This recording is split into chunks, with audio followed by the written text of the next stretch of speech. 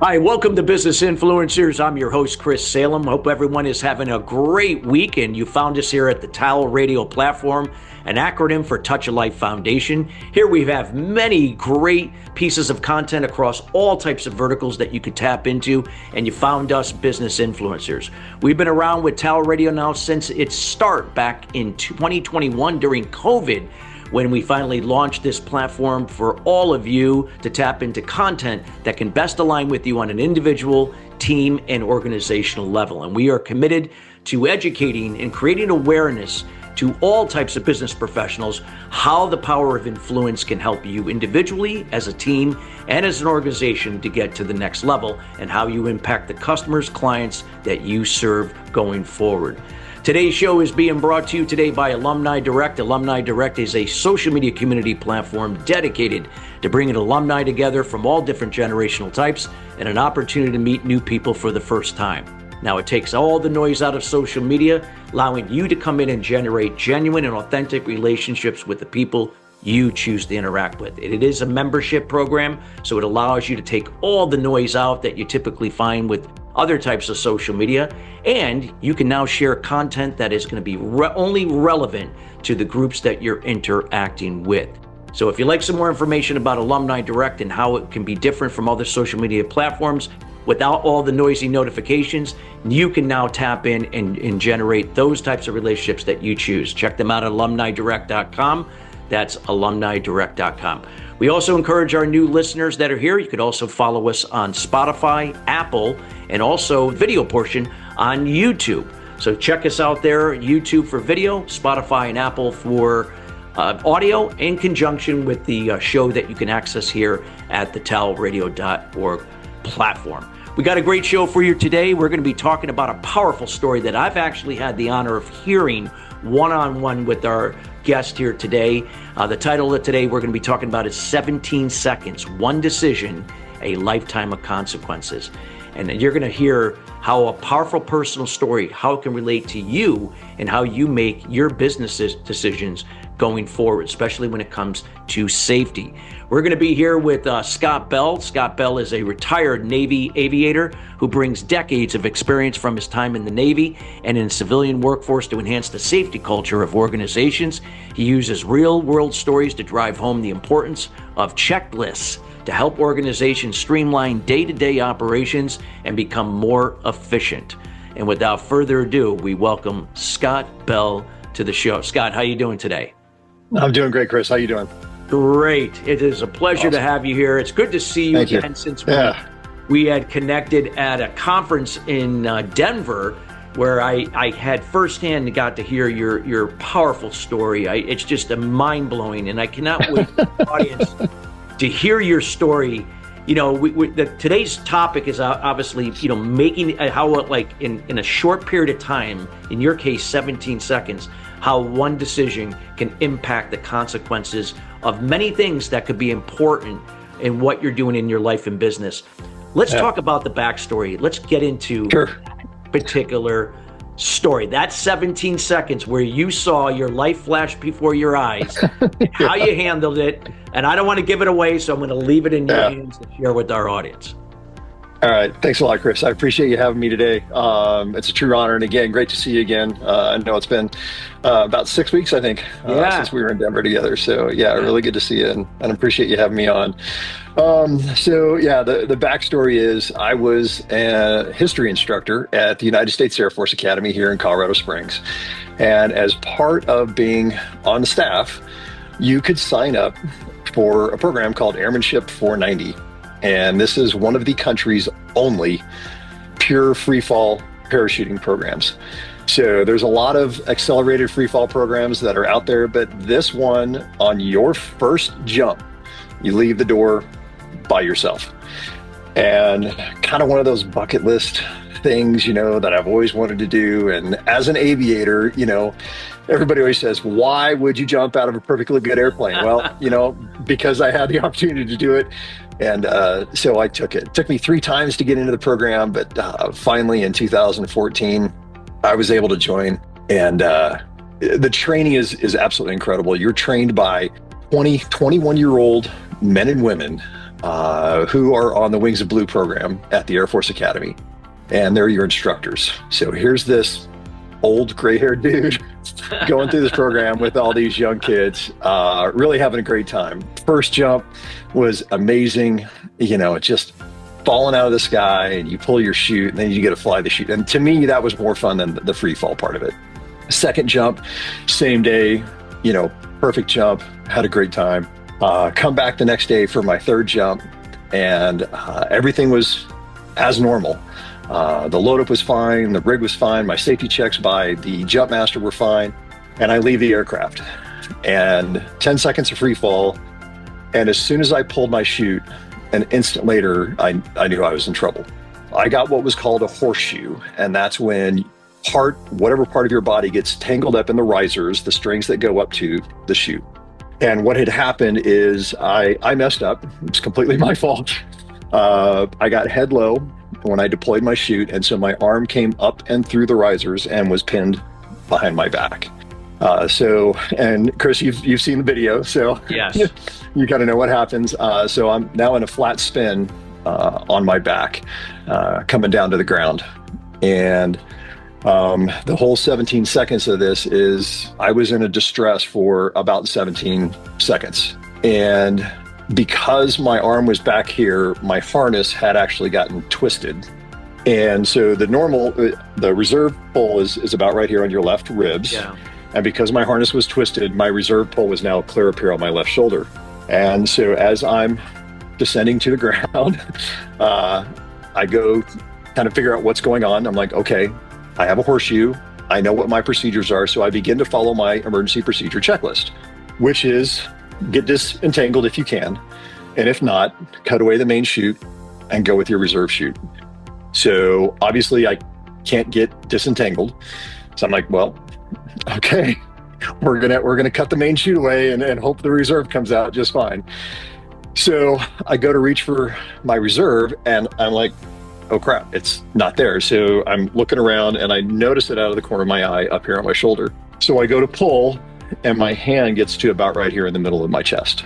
And now I know I'm really in trouble, because if I can't get to that, I'm either dead or I'm severely paralyzed, one of the two, because I'm going to hit the ground flat on my back. Flat on your back. Yeah. So in the video, you can see me kicking as hard as I can. I remember that. Yeah. And I finally get to the handle and I pull. And because my chute was twisted, it didn't move. And this is over 10 years ago. And I clearly remember to this day verbally saying out loud, looking up at the big man upstairs and saying, seriously, this is how you're going to take me out? And I thought to myself, I'm like, not today. I'm not going to die this way. I can't. And so I pulled, and on the fourth pull, that thing came loose, and I have no idea where it went. I just let it go. And main chute goes away, my reserve chute comes out. I have one slight twist in the risers, so you do what you call a bicycle. So I kind of kicked my legs, I got entangled, and I flew the chute down to the ground. Wow. And by the time my reserve chute came out, I was probably about 15 seconds to impact to the ground. So obviously the story has a good ending. You're here telling this story. Yeah. But then after that, I had completed my emergency procedures. Now that's over. Now I'm okay. So now I have to set myself up for a landing down to the ground. So now comes another checklist. I have to set up into the wind. We have a one-way radio on our shoulder that I could listen to the ground folks, and they were talking me through everything. And they really kind of left me alone when I was in an extreme situation. But after I was out, they're like, okay, we see you've got your reserve chute. If you're in another bad situation, turn right.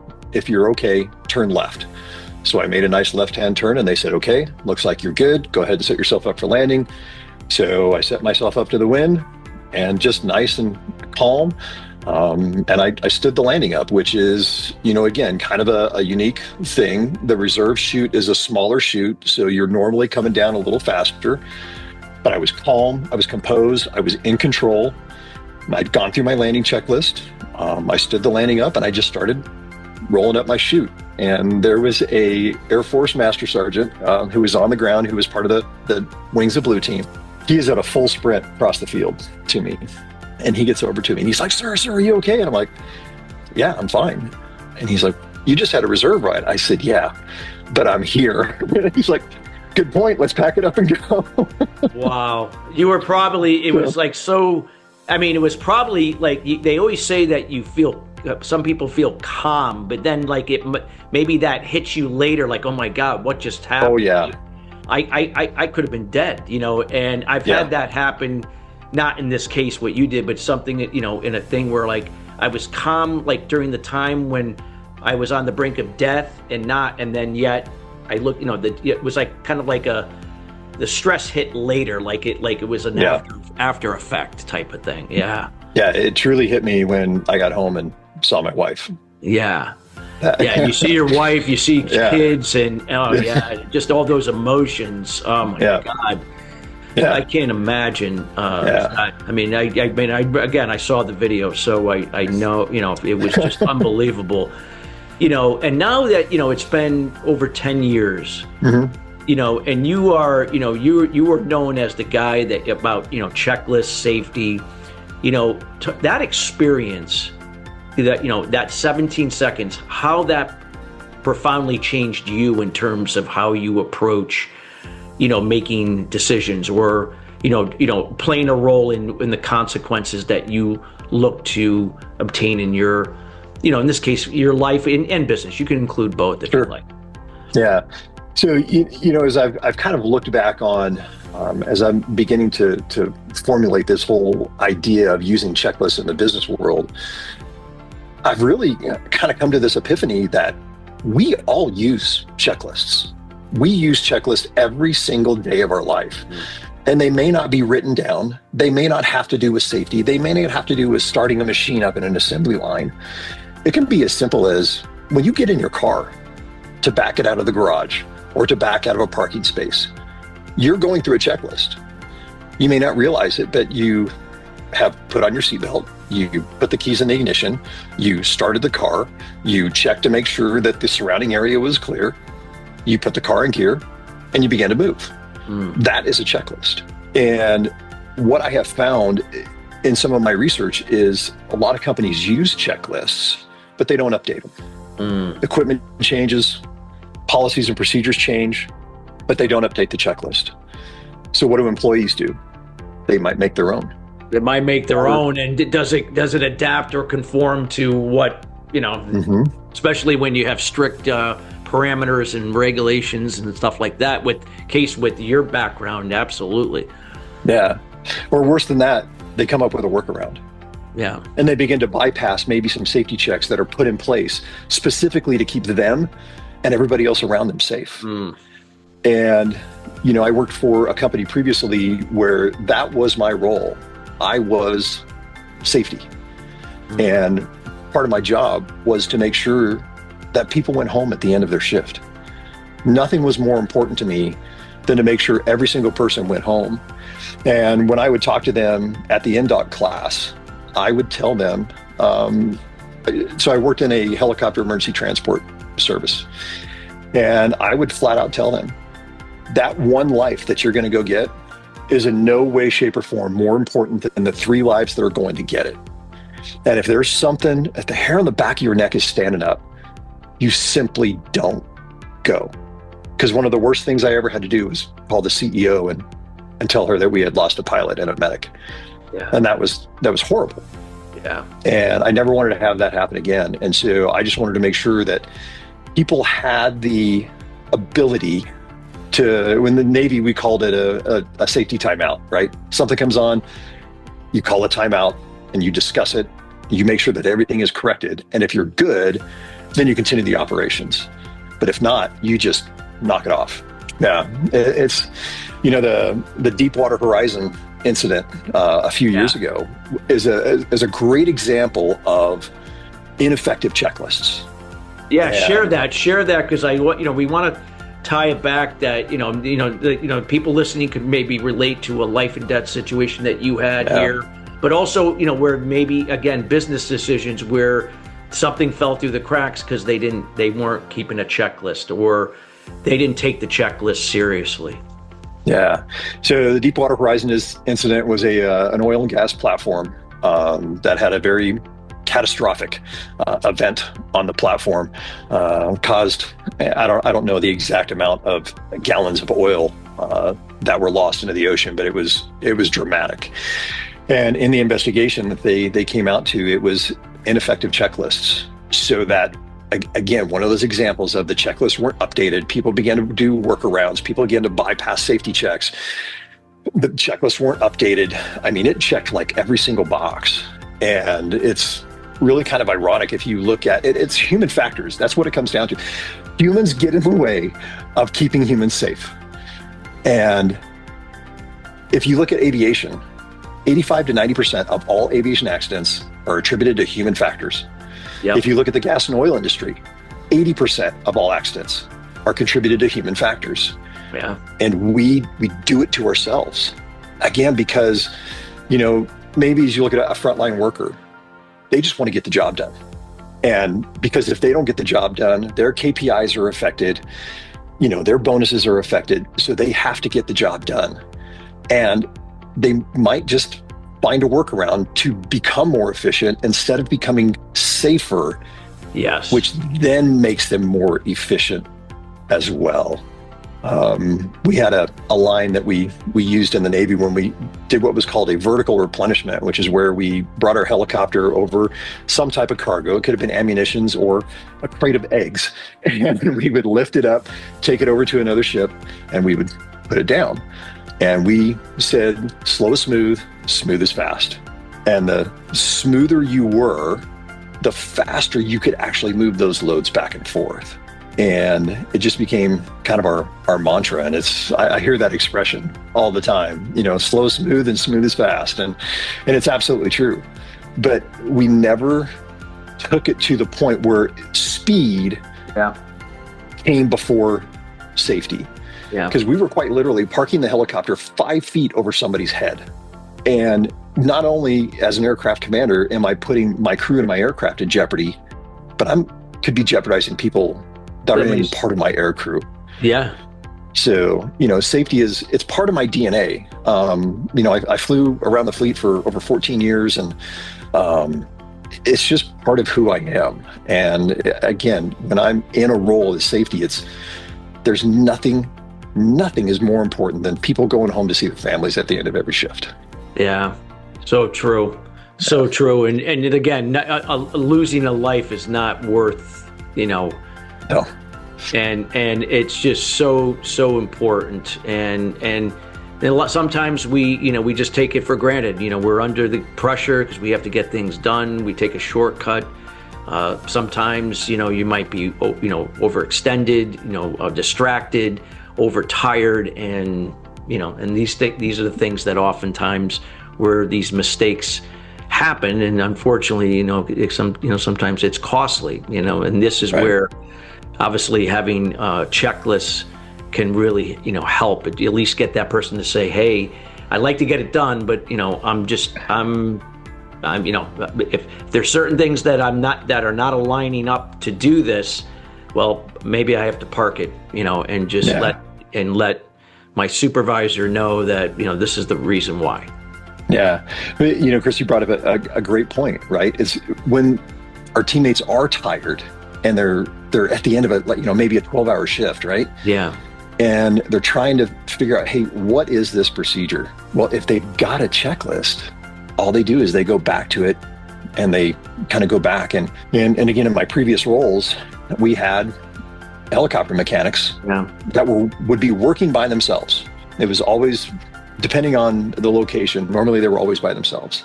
And so one of the safety checks that we put in place is if they had to leave the aircraft to answer the phone, to go get another tool, to do whatever, they had to go back 3 steps in the checklist to make sure that they covered everything again.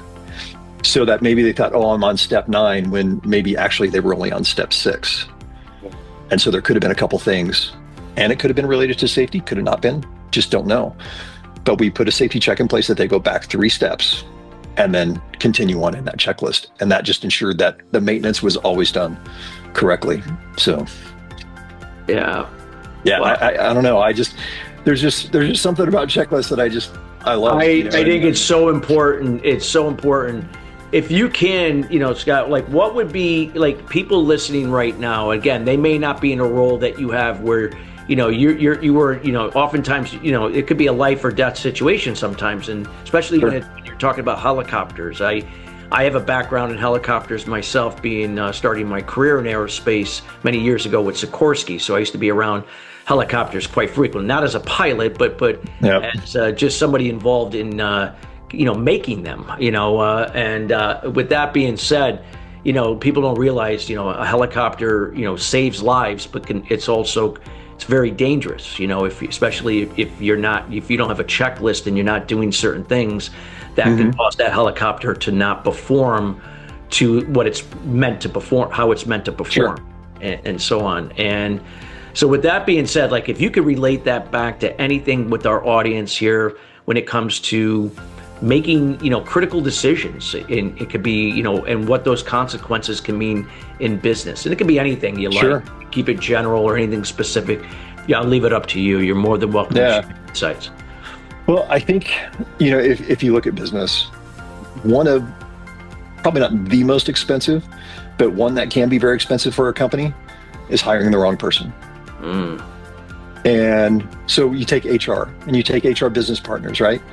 As they're going through and they're reviewing resumes and they're conducting interviews, do you think that they don't have a checklist that they're following? And if they don't, the chances of hiring the wrong person, flying them out to the company, having them go through NDOC, spending a couple months on the job to find out that they're not the right person, that's a lot of money that is wasted. A lot of money with the hiring process, the onboarding process. Absolutely. And then having to repeat that. I know exactly what you're talking about. And unfortunately, I've spoken at quite a few HR conferences, SHRM events, where, that's happened. And even with maybe what they thought was the right checklist, not necessarily maybe in what you talked about earlier, that checklist wasn't updated. It wasn't now not aligning or adapting to their current situation. It was outdated. Sure. Yeah. Yeah. And I think that's such a key thing, right? It's just have your policies and procedures written down and have a flow for everything that you need to cover. That maybe you have hired the wrong person in the past. What did you miss? Add that to your checklist to ensure that question gets asked on the front end instead of on the back end when you're having to terminate this employee. Yeah. And again, like you said, all those costs are now just gone. And if you make the right decision the first time, now you're saving the company money. Yeah. So it's just one of those things and you could put that into any context in any business. Yeah. It doesn't have to be HR. It could be on the operational side. It could be on the tactical side. Whatever it is, it's those day-to-day processes and procedures that people go through every single day that tend to become second nature.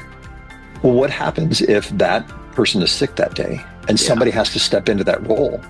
If those checklists, if those processes and procedures aren't written down somewhere, now you're losing money again because you're losing efficiencies because you lost a person for a day or a week, or if they've had surgery, or you name it, right? It happens every single day in business. Exactly.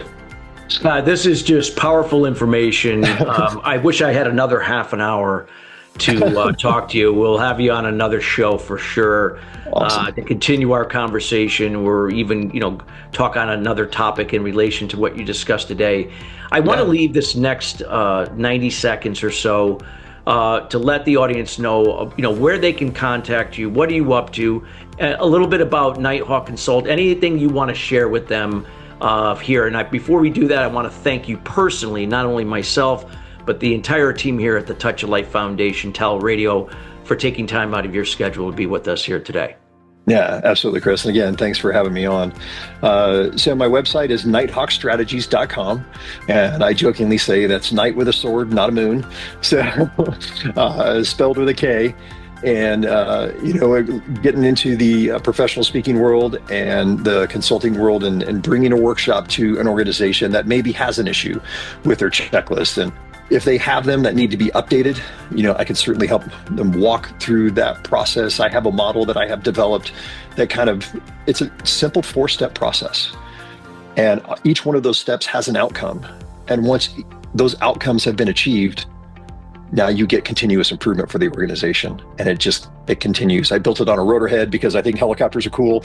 But yeah, nighthawkstrategies.com. Feel free to reach out to me there.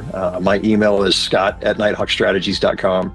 And also you can find me on LinkedIn because I have a very common name. You got to use my middle initial as A. So Scott A. Bell. And I look forward to talking with anybody who, would like my help. And thanks again, Chris, for having me on. Thank you so much. And we'll make sure that, again, all of Scott's contact information will be in the show notes as well.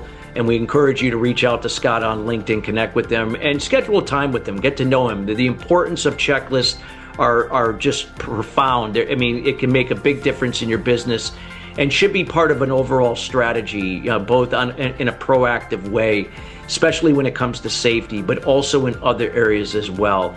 It's so important because, again, the the less mistakes that you make, the better you're going to be, and especially when it puts people at harm's way, not intentionally, of course, but that it can happen. Again, we encourage you to reach out to Scott, and if for any reason you don't have his information for whatever, reach out to us, and we'll make sure to connect you with him.